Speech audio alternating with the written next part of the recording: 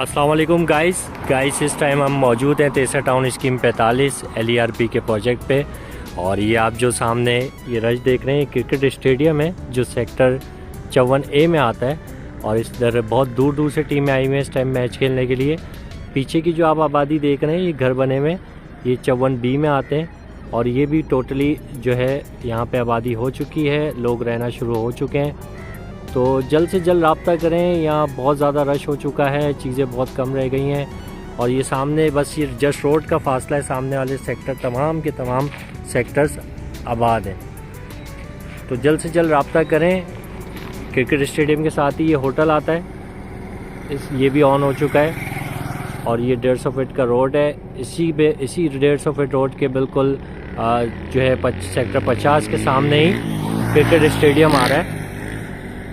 और ये cricket stadium आप देखें इसमें अभी किस तरह का रश हुआ है।